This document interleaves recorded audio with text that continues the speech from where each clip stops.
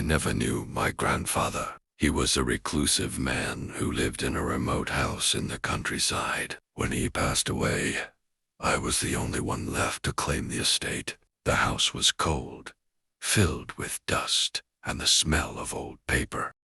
But there was one thing that felt out of place. An old rotary phone sitting on a mahogany desk in the hallway. I noticed it immediately because the cord had been cut. The wires were frayed and gray. It was a dead object in a dead house. The first night was silent. Too silent. But on the second night, at exactly 3:14 a.m., a sound shattered the stillness. It was a sharp, mechanical ring. Burring, burring. I froze in my bed. I told myself it was the wind, or perhaps a dream. But then it happened again. Burring, burring. I grabbed a flashlight and walked toward the hallway.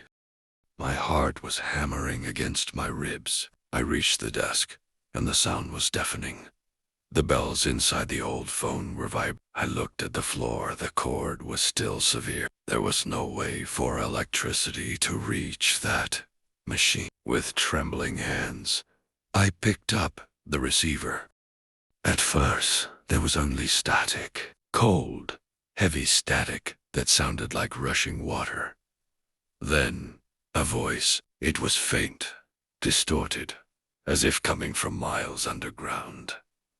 It whispered a name. "My name. Is that you?"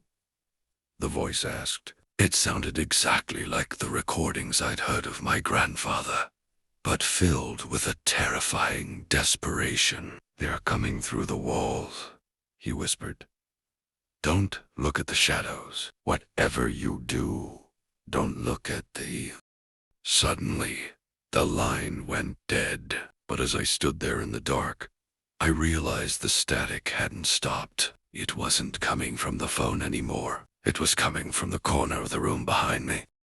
I slowly turned my flashlight toward the corner. The beam hit the wall, and my blood ran cold. There, where the shadows should have been, were hundreds of tiny hand-drawn tally marks scratched into the wallpaper, and beneath them, a fresh one was being carved at that very moment by something I couldn't see. He left the house that night and never went back. Some connections are better left broken. Some stories never truly end. If you want to hear more chilling tales based on true events, make sure to subscribe and turn on the bell icon. Don't let the silence be the last thing you hear tonight.